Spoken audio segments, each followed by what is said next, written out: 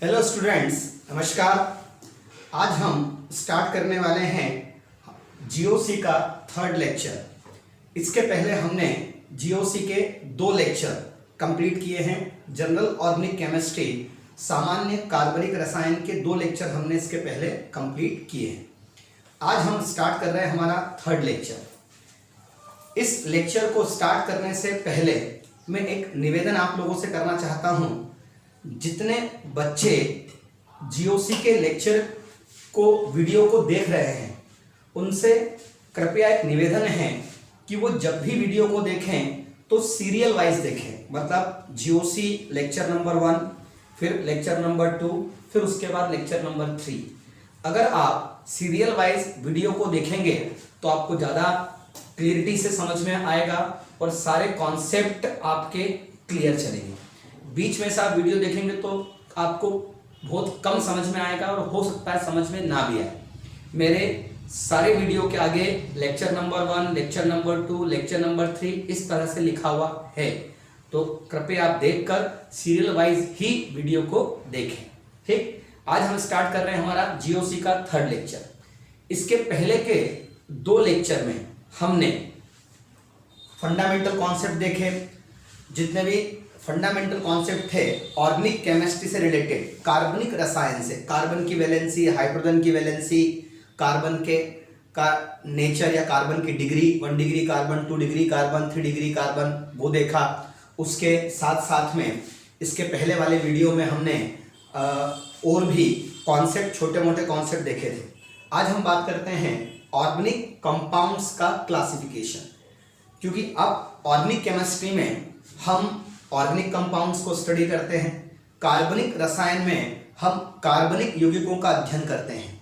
तो कार्बनिक यौगिकों की संख्या बेटा बहुत अधिक संख्या में ऑर्गेनिक कंपाउंड्स हैं।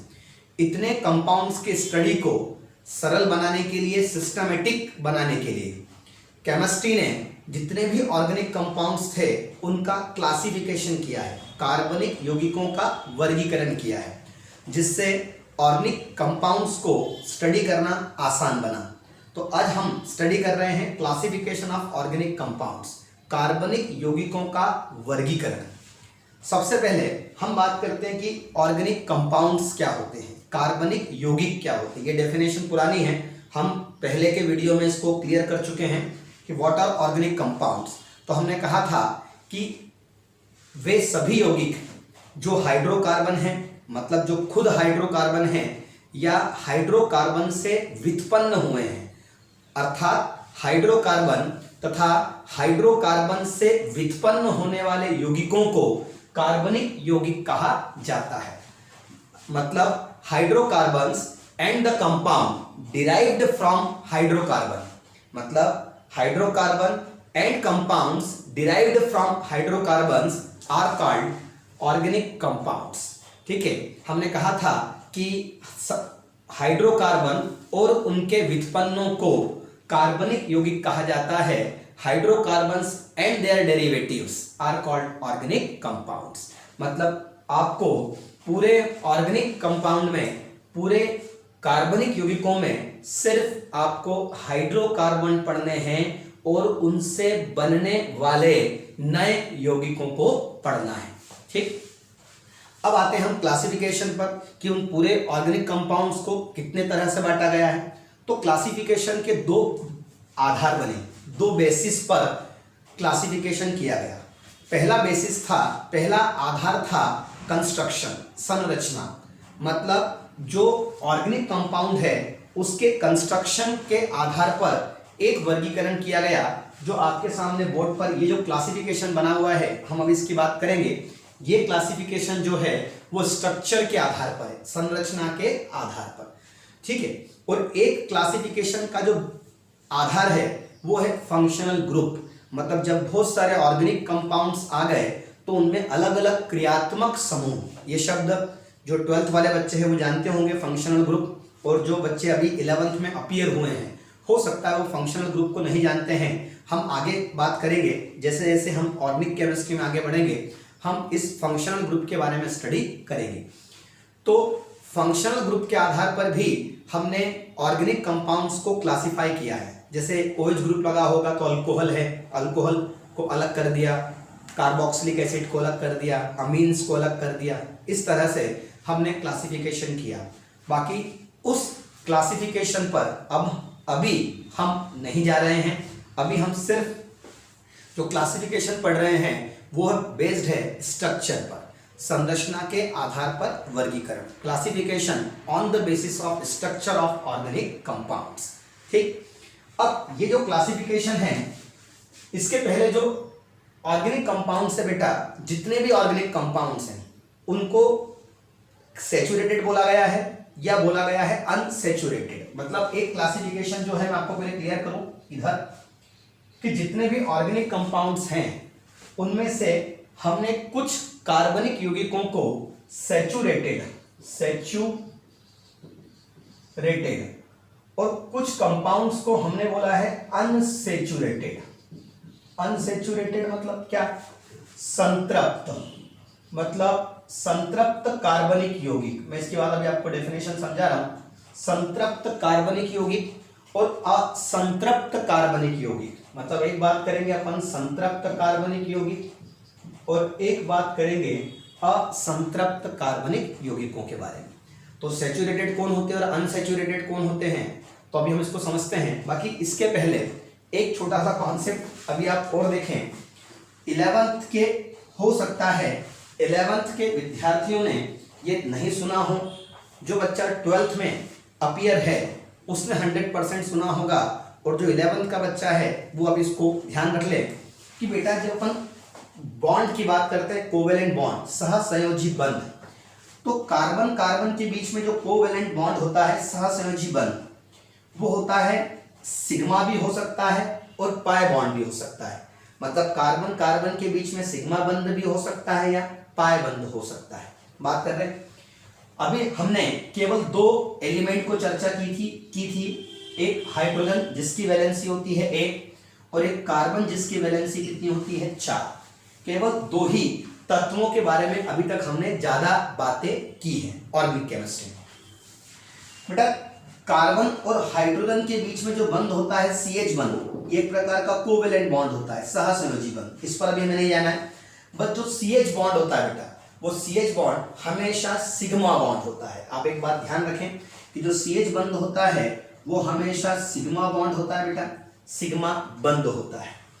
अब कार्बन और कार्बन के बीच जो सिंगल बॉन्ड होता है वो भी सिग्मा बॉन्ड होता है। मतलब दो कार्बन के बीच में अगर एक कोवेलेंट बॉन्ड है तो वो 100% सिग्मा बॉन्ड ही होगा, सिग्मा बंध ही होगा। तो ये वाला बंध भी सिग्मा बंध में आएगा बेटा, सिग्मा बॉन्ड।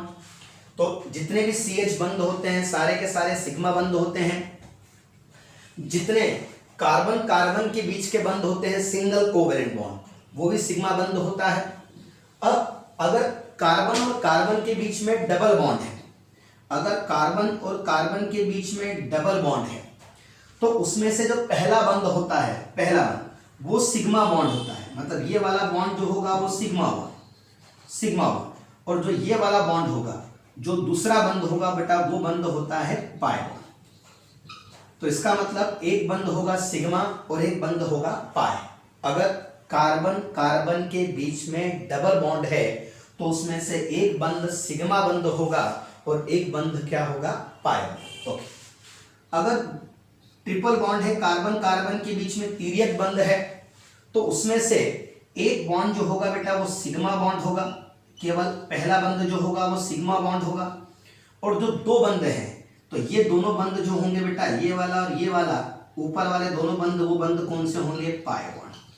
इसका मतलब कार्बन कार्बन के बीच में जो पहला बंध होता है वो सिग्मा, फिर उसके बाद दूसरा वाला जो बंध होता है वो होता है पाई, और तीसरा बॉन्ड भी अगर बनता है तो वो भी कितना होता है, पाई। तो सिग्मा बॉन्ड और पाई बॉन्ड आपने देख लिया। ठीक, अब आते हैं हम सैचुरेटेड और अनसैचुरेटेड। इसको हम 2 मिनट में रफ कर रहे हैं, ये ध्यान रखने वाली बात है, बस आप इसको ध्यान रख लेंगे। ठीक, चलिए।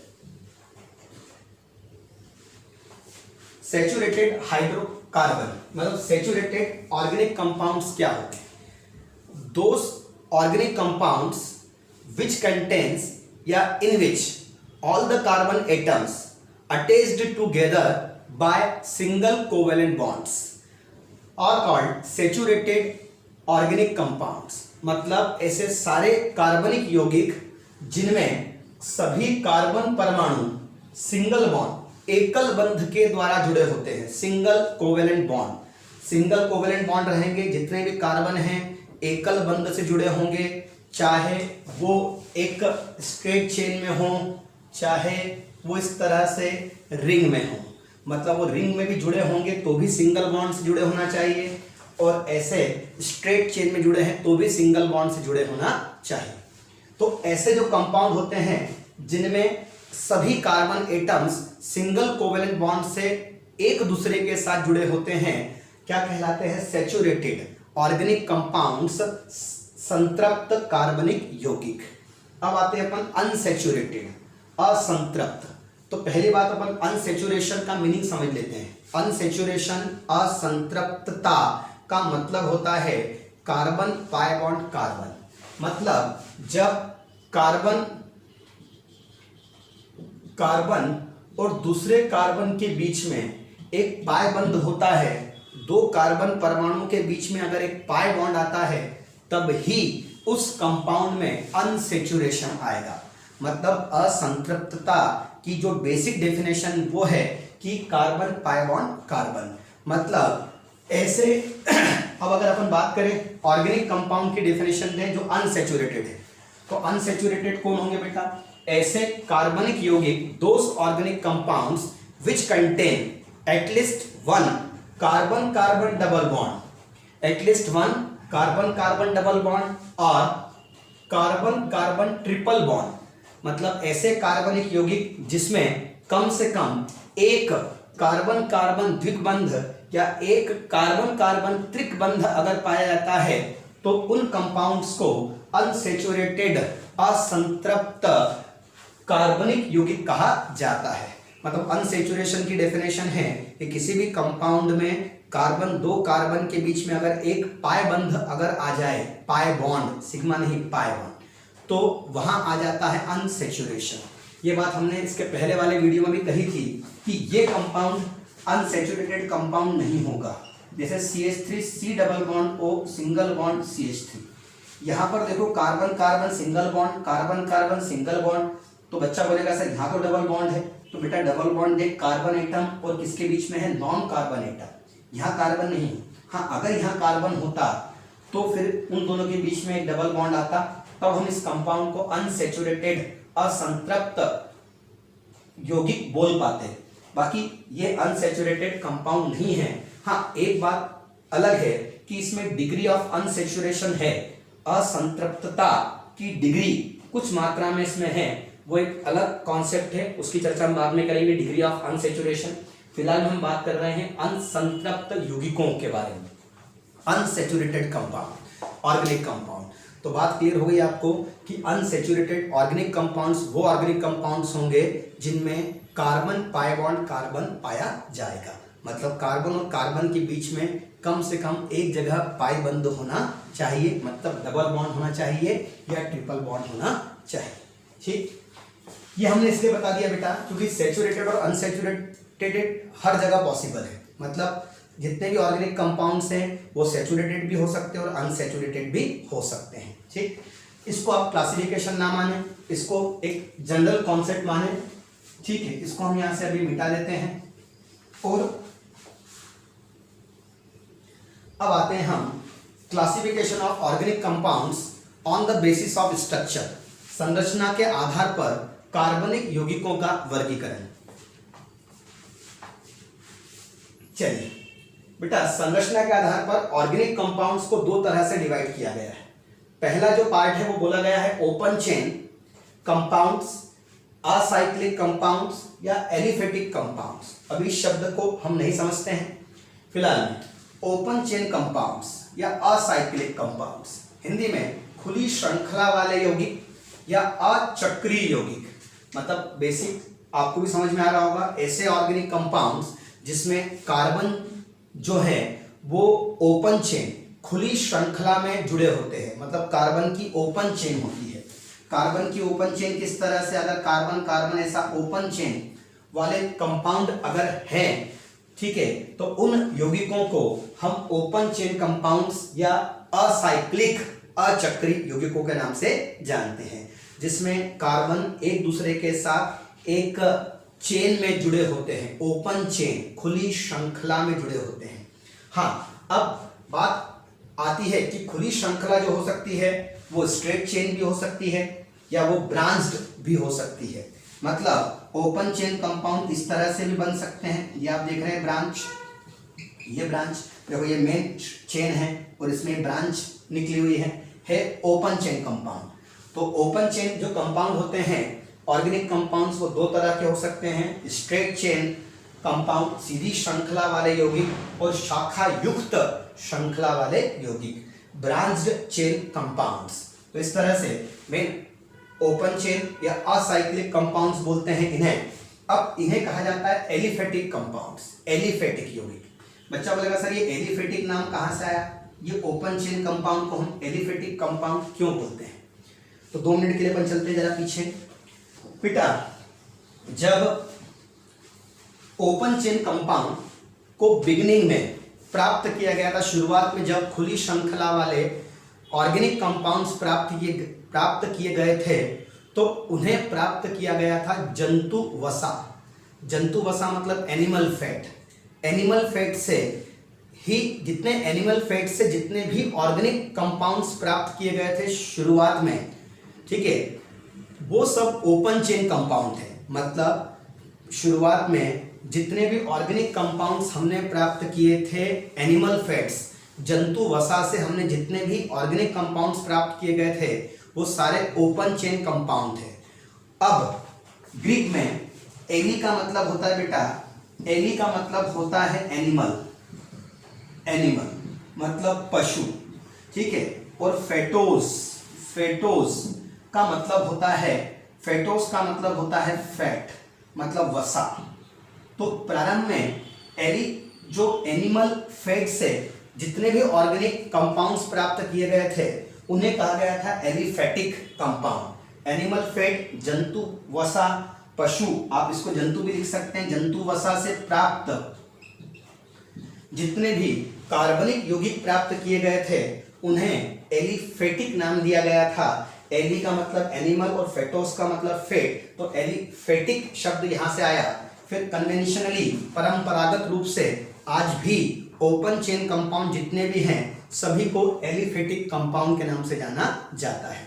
तो ये हमको वैसे भी इतना ध्यान रखना नहीं है। ओपन चेन कंपाउंड या असाइक्लिक, जिसमें कार्बन एक सीधी श्रृंखला में या ब्रांच में जुड़े होते हैं, उन खुली श्रृंखला वाले जितने भी ऑर्गेनिक कंपाउंड हैं सबको कहा जाता है open chain compound, acyclic compound या एलिफेटिक कंपाउंड। बेटा, हम ऑर्गेनिक केमिस्ट्री में जो क्लासिफिकेशन है उसको बार बार एक ही चीज को 2-2, 3-3 बार रिपीट कर रहे हैं। उसका कारण ये है क्योंकि आपने अभी कोई कंपाउंड देखा नहीं है। 11th के जो विद्यार्थी हैं, आप क्लासिफिकेशन को फिलहाल में याद रखेंगे, फिर क्लासिफिकेशन आपको याद रहेगा तो आगे जब आप कोई कंपाउंड पढ़ेंगे तो आपको मालूम रहेगा कि आप कौन से कंपाउंड को स्टडी कर रहे हैं। तो जितने भी ओपन चेन कंपाउंड हैं, ठीक है, चाहे वो स्ट्रेट चेन में हो या ब्रांच चेन में, उन सारे कंपाउंड को हम बोलते हैं एलिफेटिक कंपाउंड। क्या बोलते हैं? एलिफेटिक। अब आते हैं हम क्लोज्ड कंपाउंड्स, रिंग कंपाउंड्स या साइक्लिक कंपाउंड्स, मतलब बंद श्रृंखला यौगिक, वलय श्रृंखला यौगिक या चक्रीय यौगिक। कॉमन सेंस है, आपको शब्द से क्लियर हो रहा होगा कि ऐसे ऑर्गेनिक कंपाउंड्स जिनमें कार्बन की कम से कम एक रिंग पाई जाती है। कार्बन जो होते हैं एटम्स, वो कम से कम एक रिंग में जुड़े हुए होते हैं, तो उन कंपाउंड्स को हम क्लोज चेन, जैसे आप देख रहे हैं ये कार्बन कार्बन कार्बन ये आपस में लगे, तो ये क्लोज चेन कंपाउंड है। क्लोज चेन मतलब इसको रिंग या इसको साइक्लिक कंपाउंड्स का नाम दिया जाता है। तो ऐसे ऑर्गेनिक कंपाउंड्स जिनमें कार्बन एटम्स की कम से कम, कार्बन परमाणुओं की एटलीस्ट 1 रिंग, कम से कम एक वलय पाई जाती है, एक से ज्यादा वलय भी हो सकती है, बाकी कम से कम अगर एक रिंग भी कार्बन की है उस कंपाउंड में, ठीक है, तो हम उस कंपाउंड्स को क्लोज चेन कंपाउंड या रिंग कंपाउंड या साइक्लिक कंपाउंड कहते हैं। उनको बंद श्रृंखला वाले यौगिक, वलय श्रृंखला वाले यौगिक या चक्रीय यौगिक के नाम से जाना जाता है। ठीक, बहुत सारे कंपाउंड हम पढ़ेंगे, आपको दिखेगा। अब क्लोज, जब स्ट्रक्चर बना, कार्बन की ऐसी रिंग बन गई। तो अब उस कंपाउंड्स को भी हमने दो तरह से डिवाइड किया। कुछ कंपाउंड रिंग वाले ऐसे कंपाउंड थे जिनमें सिर्फ कार्बन की रिंग थी, कार्बन कार्बन कार्बन का, मतलब रिंग में पूरे के पूरे कार्बन थे। तो उन साइक्लिक कंपाउंड को हमने बोला होमो साइक्लिक। होमो मतलब सारे के सारे एक जैसे, समचक्रीय, सब कार्बन, मतलब सब रिंग, पूरी रिंग किसकी है? Carbon carbon carbon carbon carbon carbon, ऐसा। मतलब अगर रिंग में सभी परमाणु कार्बन के हैं, ऐसा साइक्लिक कंपाउंड जिसकी रिंग में सारे एटम कार्बन के हैं, एक जैसे परमाणु हैं, तो उन ऑर्गेनिक कंपाउंड्स को, उन साइक्लिक कंपाउंड्स को कहा जाता है होमोसाइक्लिक या सिंपल कार्बोसाइक्लिक। मतलब कार्बन कार्बन है तो कार्बोसाइक्लिक कंपाउंड। तो कार्बोसाइक्लिक कंपाउंड समझ में आया, कार्बो नाम से समझ में आ रहा है, साइक्लिक, कार्बो या होमो, होमो मतलब एक जैसे, सभी रिंग में सभी परमाणु कैसे हों? एक जैसे हों। अब आते हैं हेट्रोसाइक्लिक कंपाउंड। अब हेट्रोसाइक्लिक में अंडरस्टूड है कि जिसमें कार्बन कार्बन की श्रृंखला है और उसके अलावा मान लो ऑक्सीजन आ जाए, उसकी जगह यहाँ नाइट्रोजन आ जाए, यहाँ पर सल्फर आ जाए, मतलब रिंग में सारे कार्बन परमाणु हैं, परंतु कार्बन के अलावा कोई एक ऑड एटम, विषम परमाणु, नाइट्रोजन, ऑक्सीजन, सल्फर, अगर कोई दूसरा एटम आ जाता है रिंग में, तो ऐसे साइक्लिक कंपाउंड को हेट्रोसाइक्लिक कंपाउंड, विषम चक्रीय यौगिक कहा जाता है। तो सिंपल है, क्लोज चेन का मतलब होता है जिसमें कार्बन की एक रिंग हो, उस कंपाउंड में उसको क्लोज चेन कंपाउंड कहा जाता है। अब अगर ऐसा कंपाउंड, रिंग वाला कंपाउंड जिसमें सभी रिंग में सभी एटम एक जैसे हों, कार्बन हो, तो उसको होमो या कार्बोसाइक्लिक बोलेंगे, समचक्रीय या कार्बोचक्रीय। और अगर रिंग में कार्बन के अलावा कोई दूसरा भी एटम मौजूद है, नाइट्रोजन, ऑक्सीजन या सल्फर, तो उस साइक्लिक कंपाउंड को हेट्रोसाइक्लिक कंपाउंड के नाम से जाना जाता है। ठीक, अब ये होमोसाइक्लिक या कार्बोसाइक्लिक जो कंपाउंड है, रिंग वाले जिसमें सभी कार्बन है, सब कार्बन, बार बार ध्यान रखना क्या बोल रहे हैं अपन, सब कार्बन, सारे कार्बन है, होमोसाइक्लिक, कार्बोसाइक्लिक। अब वो दो तरह के होते हैं, एलिसाइक्लिक। अब एलिसाइक्लिक का मतलब, एली का मतलब होता है बेटा एलिफेटिक, एलिफेटिक, ये जो एलिफेटिक आप देख रहे हैं, एलिफेटिक, एली और साइक्लिक, मतलब ऐसे साइक्लिक कंपाउंड, ऐसे कार्बोसाइक्लिक कंपाउंड जिसमें सब कार्बन हैं, और ऐसे साइक्लिक कंपाउंड या होमोसाइक्लिक कंपाउंड या कार्बोसाइक्लिक कंपाउंड जिनकी प्रॉपर्टी एलिफेटिक कंपाउंड से मिलती जुलती है, जिनके गुणधर्म एलिफेटिक यौगिकों से।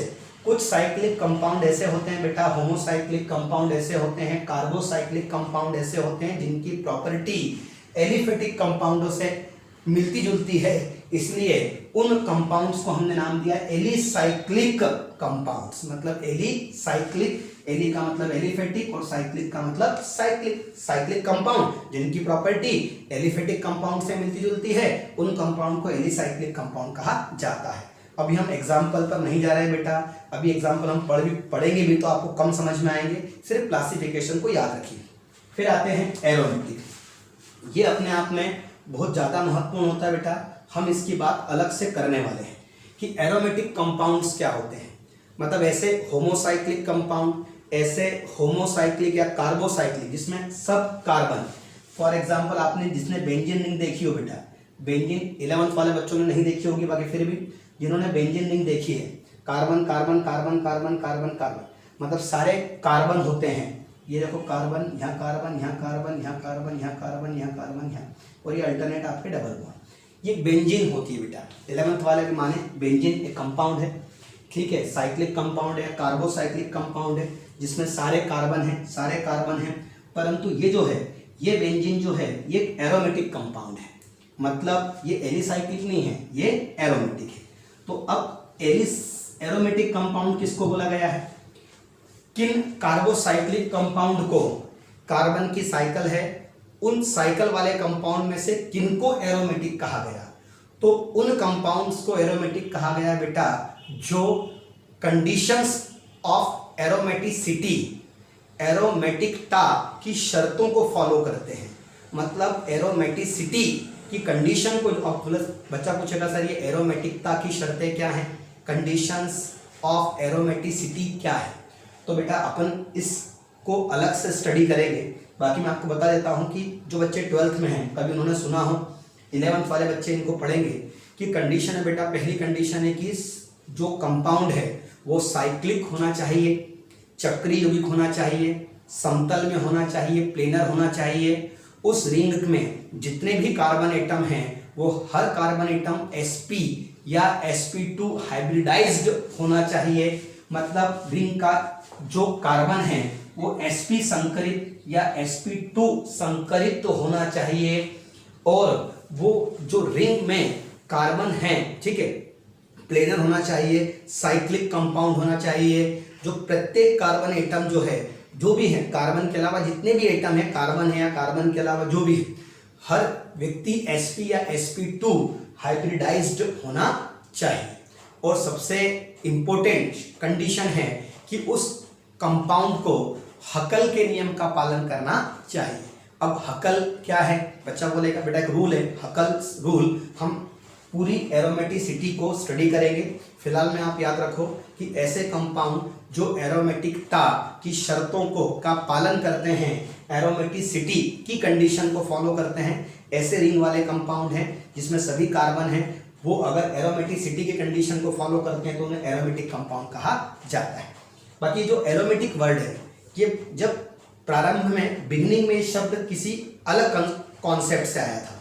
शुरुआत में कुछ कंपाउंड ऐसे पाए गए थे, रिंग वाले कंपाउंड, कुछ रिंग वाले कंपाउंड मतलब होमोसाइक्लिक या कार्बोसाइक्लिक कंपाउंड, कुछ ऐसे कंपाउंड पाए गए थे जैसे बेंजीन हुआ, ठीक है, फिनॉल हुआ, एनिलीन हुआ, ये रिंग वाले कंपाउंड थे। जैसे बेंजीन है, इस तरह से बेंजीन कंपाउंड है हमारे पास, ये ऐसा कर सकते हैं, ठीक है। फिनॉल एक कंपाउंड था, ये हो जाएगा, ठीक है। एनिलीन एक कंपाउंड है।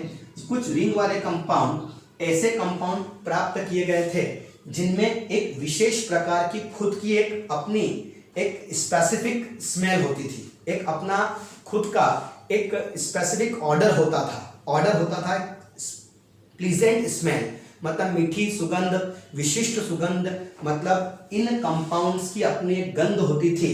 ग्रीक भाषा में सुगंध को बोलते थे एरोमा, ठीक है। तो एरोमा बोला जाता था, तो इसीलिए इसी एरोमा शब्द से एरोमा सुगंध को, ऑर्डर को एरोमा कहा जाता था। तो इन साइक्लिक कंपाउंड में विशेष प्रकार की एरोमा थी, इसलिए इन कंपाउंड्स को एरोमेटिक कंपाउंड्स कहा गया था। परंतु आज ऐसा नहीं है, कई कंपाउंड्स ऐसे भी हैं जिनमें सुगंध नहीं होती है और वो साइक्लिक कंपाउंड एरोमेटिक होते हैं। तो ये पुराना कॉन्सेप्ट था, किताब में आपको लिखा हुआ मिलेगा।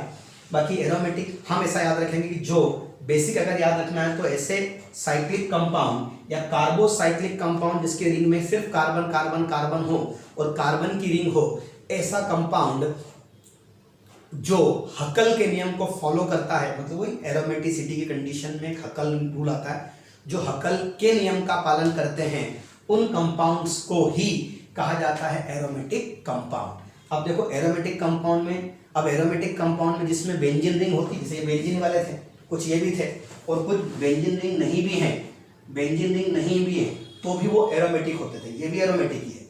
ऐसे कई कंपाउंड आएंगे जिसमें बेंजीन रिंग नहीं है फिर भी वो एरोमेटिक है। तो इसका मतलब बात, एरोमेटिक कंपाउंड दो तरह के होते हैं। ऐसे एरोमेटिक कंपाउंड जिनमें बेंजीन रिंग पाई जाती है उन्हें बेंजीनॉइड कहा जाता है, और जिनमें बेंजीन रिंग नहीं होती फिर भी वो एरोमेटिक हैं तो उन्हें कहा जाता है नॉन बेंजीनॉइड। बात को ध्यान रखना है आपको।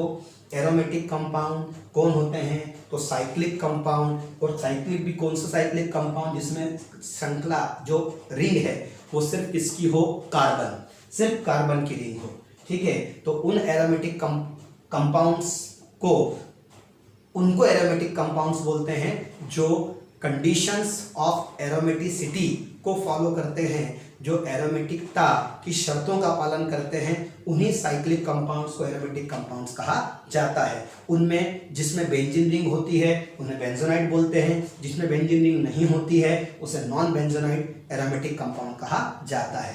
11th वालों के लिए बेंजीन रिंग क्या होती है हम आगे बात करेंगे, फिलहाल में याद रखना है। अब आते हैं क्लोज चेन में, एक होमोसाइक्लिक था, दो टाइप पढ़ लिए, एक है हेट्रोसाइक्लिक कंपाउंड, विषम चक्रीय यौगिक। अब हेट्रोसाइक्लिक जो कंपाउंड हैं वो कौन होते हैं बेटा, तो हमने कहा था कि जिसमें रिंग में कार्बन के अलावा अगर कोई दूसरा भी एटम मौजूद हो, सल्फर हो, नाइट्रोजन हो या फिर ऑक्सीजन हो, तो ऐसे साइक्लिक कंपाउंड को ही हम हेट्रोसाइक्लिक कंपाउंड बोलते हैं। ये भी इसी की तरह, इसकी तरह ये भी दो प्रकार के होते हैं, एलिसाइक्लिक, हेट्रोसाइक्लिक। एलिसाइक्लिक मतलब ऐसे हेट्रोसाइक्लिक कंपाउंड जिनकी प्रॉपर्टी एलिफेटिक कंपाउंड से मिलती जुलती है, ऐसे विषम चक्रीय यौगिक जिनके गुणधर्म एलिसाइक्लिक से मिलते जुलते हैं, मतलब एलिफेटिक से मिलते जुलते हैं। बात वही आ गई क्योंकि इसकी प्रॉपर्टी भी तो उससे मिलती थी, एलिफेटिक से। तो ऐसे हेट्रोसाइक्लिक कंपाउंड जिनकी प्रॉपर्टी एलिसाइक्लिक से मिलती जुलती है, उन कंपाउंड को एलिसाइक्लिक हेट्रोसाइक्लिक कंपाउंड कहा जाता है, एलिसाइक्लिक विषम चक्रीय यौगिक कहा जाता है। और इसी हेट्रोसाइक्लिक कंपाउंड में कुछ कंपाउंड ऐसे होते हैं जिनकी प्रॉपर्टी एरोमेटिक कंपाउंड से मिलती है, तो उनको एरोमेटिक हेट्रोसाइक्लिक कंपाउंड, एरोमेटिक विषम चक्रीय यौगिक कहा जाता है। ठीक, तो इस तरह से हमने क्लासिफिकेशन को देखा, हमने ऑर्गेनिक कंपाउंड्स। और एक बात ध्यान रखना, जो हमने शुरुआत में पढ़ा था सैचुरेटेड और अनसैचुरेटेड, वो यहाँ भी पॉसिबल है। मतलब जो खुली श्रृंखला वाले कंपाउंड बनेंगे उसमें सैचुरेटेड भी हो सकते हैं, उसमें अनसैचुरेटेड भी हो सकते हैं। और जितने भी क्लोज चेन कंपाउंड हैं, ठीक है, ऑर्गेनिक कंपाउंड, उसमें भी सैचुरेटेड भी हो सकते हैं, उसमें अनसैचुरेटेड कंपाउंड भी हो सकते हैं। मतलब उसमें कार्बन कार्बन सिंगल बॉन्ड वाले या कार्बन कार्बन डबल या ट्रिपल बॉन्ड वाले कंपाउंड भी हो सकते हैं। तो ऑर्गेनिक कंपाउंड्स का हमने क्लासिफिकेशन देखा है। ठीक, अब आपको यहाँ तक की बात पूरी क्लियर है। ठीक, अब हम इसके बाद अब आते हैं हाइड्रोकार्बन। बेटा हाइड्रोकार्बन भी ऑर्गेनिक कंपाउंड्स ही हैं, जैसा क्लासिफिकेशन में ये है वैसा हाइड्रोकार्बन का भी है। मैं आपको क्लियर करता हूँ अभी। ठीक है, तो ऑर्गेनिक कंपाउंड्स के क्लासिफिकेशन के बाद अब हम आते हैं हाइड्रोकार्बन। क्यों? क्योंकि हमको मालूम है इस लेक्चर के शुरुआत में भी ये लाइन बोली गई थी बेटा कि ऑल द हाइड्रोकार्बन्स, जितने भी हाइड्रोकार्बन हैं, all the hydrocarbons and the compounds derived from the hydrocarbon are called organic compound. जितने भी हाइड्रोकार्बन है और हाइड्रोकार्बन से व्युत्पन्न होने वाले यौगिकों को कार्बनिक यौगिक का नाम दिया जाता है। ठीक, तो अब अपन स्टार्ट करते हैं। ठीक है, चलिए अब हम स्टार्ट करते हैं बेटा हाइड्रोकार्बन और क्लासिफिकेशन ऑफ हाइड्रोकार्बन। एक्चुअल में हाइड्रोकार्बन नहीं पढ़ रहे हैं हम, classification of hydrocarbon. Hydrocarbon basically हमने पहले भी डेफिनेशन दी है कि the compounds which are made up of hydrogen and carbon only are called hydrocarbon. ऐसे यौगिक जो हाइड्रोजन और कार्बन से मिलकर बने होते हैं, मतलब हाइड्रोजन और कार्बन से मिलकर बनते हैं, उन कार्बनिक यौगिकों को ही हाइड्रोकार्बन का नाम दिया जाता है। The compounds which are made up of hydrogen, जिसकी वैलेंसी होती है 1, और कार्बन जिसकी वैलेंसी कितनी होती है 4, ठीक है, उनसे अगर मिलकर बनते हैं तो, और केवल सिर्फ उनसे ही मिलकर बनते हैं, हाइड्रोजन और कार्बन से मिलकर बनते हैं, हाइड्रोकार्बन कहलाते हैं। अब हाइड्रोकार्बन को बेटा किस तरह से बांटा गया? तो वही दो प्रकार, ओपन चेन और क्लोज चेन। मतलब ओपन चेन हाइड्रोकार्बन जिसमें हाइड्रोकार्बन की खुली श्रृंखला होगी। अब वो स्ट्रेट चेन भी हो सकती है, खुली श्रृंखला, या ब्रांच चेन भी हो सकती है, शाखा युक्त, मतलब कार्बन सीधी श्रृंखला में या शाखा भी निकल सकती है। बाकी रहेगी ओपन चेन, खुली श्रृंखला वाले हाइड्रोकार्बन और क्लोज चेन हाइड्रोकार्बन, मतलब एक ओपन चेन और एक क्लोज चेन हाइड्रोकार्बन। अब ओपन चेन जो हाइड्रोकार्बन है बेटा, जब कार्बन की खुली श्रृंखला होगी तो उसमें या तो कार्बन, सारे कार्बन सिंगल बॉन्ड से कनेक्ट होंगे, तो उन हाइड्रोकार्बन को हम बोलेंगे सैचुरेटेड हाइड्रोकार्बन, संतृप्त हाइड्रोकार्बन, ठीक है, जिन्हें हम अल्केन के नाम से जानते हैं बेटा। जितने भी ऐसे हाइड्रोकार्बन जिसमें कार्बन आपस में सिंगल बॉन्ड से कनेक्ट होते हैं, कार्बन कार्बन के बीच में एकल बंध होता है, सिंगल बॉन्ड, ठीक है, तो उन सैचुरेटेड हाइड्रोकार्बन्स को, उन संतृप्त हाइड्रोकार्बन्स को अल्केन का नाम दिया जाता है। अब अगर उस ओपन चेन के अंदर अगर कार्बन कार्बन के बीच में डबल बॉन्ड, कार्बन कार्बन के बीच में या ट्रिपल बॉन्ड आ जाता है, डबल बॉन्ड या ट्रिपल बॉन्ड आ जाता है, तो उन हाइड्रोकार्बन को हम बोलते हैं अनसैचुरेटेड हाइड्रोकार्बन। मतलब ओपन चेन जितने भी हाइड्रोकार्बन है वो दो तरह के हो सकते हैं, सैचुरेटेड या अनसैचुरेटेड। सैचुरेटेड को हम अल्केन बोलते हैं और अनसैचुरेटेड में जहां डबल बॉन्ड है एक जगह उसको अल्कीन, और जहां अगर ट्रिपल बॉन्ड है तो उसको कहा जाता है अल्काइन।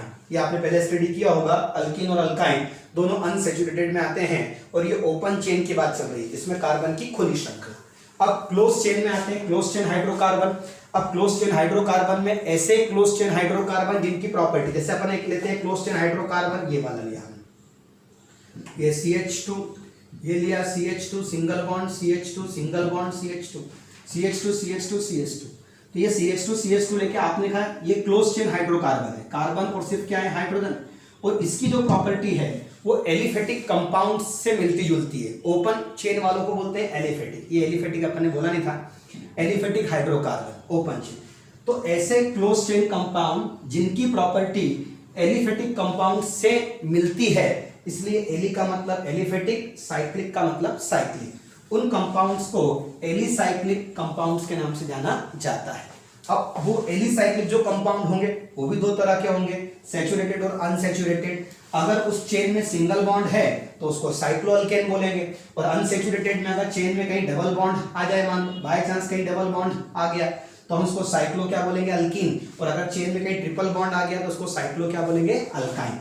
तो इस तरह से जो हमारे एलिसाइक्लिक कंपाउंड है वो भी दो तरह के होंगे, सैचुरेटेड और क्या होंगे अनसैचुरेटेड। ठीक है, सैचुरेटेड में संतृप्त वाले को बोलेंगे साइक्लोअल्केन, और अनसैचुरेटेड में दो होंगे, डबल बॉन्ड पाया गया रिंग के अंदर तो साइक्लोअल्कीन, और ट्रिपल बॉन्ड पाया गया रिंग के अंदर तो साइक्लोअल्काइन। ठीक है, ये हमारे एलिसाइक्लिक। और एक होते हैं हमारे क्लोज चेन के अंदर, इसको बोलते हैं अपन एरोमेटिक, क्या बोलते हैं एरोमेटिक, और एरोमेटिक को ही हम बोलते हैं बेटा एरीन। एरोमेटिक जो हाइड्रोकार्बन होते हैं उन हाइड्रोकार्बन को एरीन्स कहा जाता है, उन हाइड्रोकार्बन को एरीन्स कहा जाता है, या एरीन भी बोल सकते हैं आप। ठीक है, तो बेसिक कॉन्सेप्ट था, अभी आपने देखा थोड़ी देर पहले ऑर्गेनिक कंपाउंड्स, तो हाइड्रोकार्बन भी क्या है ऑर्गेनिक कंपाउंड से, और हाइड्रोकार्बन से जितने भी नए कंपाउंड बनते हैं वो भी क्या होते हैं ऑर्गेनिक कंपाउंड। तो हाइड्रोकार्बन दो तरह के हो गए, एलिफेटिक और ओपन चेन हाइड्रोकार्बन और close chain hydrocarbon. Open chain में चेन स्ट्रेट चेन या ब्रांच्ड होंगे, तो स्ट्रेट चेन या ब्रांच्ड हो, पर अगर कार्बन की सिंगल बॉन्ड हो, कार्बन सिंगल बॉन्ड से कनेक्ट हो तो अल्केन सैचुरेटेड हाइड्रोकार्बन, और कार्बन में अगर इसमें डबल बॉन्ड या ट्रिपल बॉन्ड मौजूद हो तो उसको अनसैचुरेटेड हाइड्रोकार्बन बोलेंगे, उसको बोलेंगे अल्कीन या अल्काइन। ऐसे ही क्लोज चेन हाइड्रोकार्बन में एक होगा एलिसाइक्लिक, ऐसे कंपाउंड जिनकी साइक्लिक कंपाउंड तो हैं, हाइड्रोकार्बन साइक्लिक तो है परंतु उनकी प्रॉपर्टी किससे मिलती जुलती होगी एलिफेटिक कंपाउंड्स के जैसी, तो उनको बोलेंगे एलिसाइक्लिक। और उस एलिसाइक्लिक में भी दो होंगे, अगर उस चक्र के अंदर कार्बन के चक्र के अंदर अगर सिंगल बॉन्ड है तो उसको बोलेंगे साइक्लोअल्केन, मतलब सैचुरेटेड कंपाउंड संतृप्त, और अगर उस साइकिल के अंदर डबल बॉन्ड या ट्रिपल बॉन्ड है तो उसको बोलेंगे अनसैचुरेटेड। डबल बॉन्ड होगा तो साइक्लोअल्कीन और ट्रिपल बॉन्ड होगा तो साइक्लोअल्काइन। और एक क्लोज चेन कंपाउंड जो होंगे हाइड्रोकार्बन, जिसको हम क्या बोलेंगे एरोमेटिक। एरोमेटिक मतलब ऐसे हाइड्रोकार्बन, वही वाली बात पुरानी कि ऐसे हाइड्रोकार्बन जो कंडीशंस ऑफ एरोमेटिसिटी को फॉलो करते हैं, मतलब ऐसे हाइड्रोकार्बन जो एरोमेटिकता की शर्तों का पालन करते हैं, एरोमेटिक हाइड्रोकार्बन कहलाएंगे। अब एरोमेटिक के लिए कुछ भी नहीं, हकल के नियम का पालन होना चाहिए, तो हम स्टडी करेंगे। अब आप इतने याद रखें कि बेंजीन, जो हमारी बेंजीन है, बेंजीन और बेंजीन से डिराइव्ड होने वाले जितने भी अदर कंपाउंड्स हैं वो सारे होते हैं एरोमेटिक। जैसे आपने बेंजीन का स्ट्रक्चर अभी 11th वालों के लिए नया है, बेंजीन हो, फिर बेंजीन का यहाँ पर अपन ने OH लगा दिया है, फिनॉल, फिर फिनॉल के बाद यहाँ लगा दिया है बेंजाल्डिहाइड, इसको बेंजाल्डिहाइड बोलते हैं, 12th वाले जानते होंगे। इसको बोलते हैं एनिलीन, अगर इसके ऊपर COOH ग्रुप लगाया तो इसको बोलते हैं बेंजोइक एसिड। ये जितने भी कंपाउंड हैं, ठीक है, टोलुइन, बेंजीन के ऊपर, ये बेंजीन के ऊपर CH3 कनेक्ट होता है, इसको टोलुइन कहा जाता है। कि जितने भी आप कंपाउंड देख रहे हैं बेटा वो सब के सब एरोमेटिक हैं। एरोमेटिक में याद रखें आप, फिलहाल में एक बात याद रखें कि benzene and all the compounds derived from benzene are called aromatic compound. मतलब बेंजीन भी एरोमेटिक है, हाइड्रोकार्बन है, और उससे डिराइव्ड होने वाले, व्युत्पन्न होने वाले जितने नए यौगिक हैं वो सभी क्या हैं एरोमेटिक हाइड्रोकार्बन। हम इनके बारे में और स्टडी करेंगे। अब ये आपने देखा क्लासिफिकेशन, तो क्लासिफिकेशन का मामला कंप्लीट हुआ। हमने क्लासिफिकेशन जो दोनों सेम थे, बाकी हमने अलग अलग बात की। ऑर्गेनिक कंपाउंड्स के लिए अलग देख लिया और इसके लिए अलग देख लिया। तो अब मैं बार बार इसको रिवाइज करूँ तो मतलब नहीं है, आप इसको 2 से 3 बार देखें, सीखें, कॉन्सेप्ट को पकड़ कर चले। अब आप ऑर्गेनिक केमिस्ट्री के अंदर जाएंगे तो आपको प्रॉपर समझ में आएगा। तो अब हम स्टार्ट करेंगे, ठीक है। आयुपेक नॉमेनक्लेचर मतलब IUPAC नामकरण, ठीक है। तो अब नामकरण क्या होता है, नॉमेनक्लेचर क्या होता है, नॉमेनक्लेचर क्यों दिए गए, सारी बात करेंगे नेक्स्ट लेक्चर में, ठीक। थैंक यू, धन्यवाद।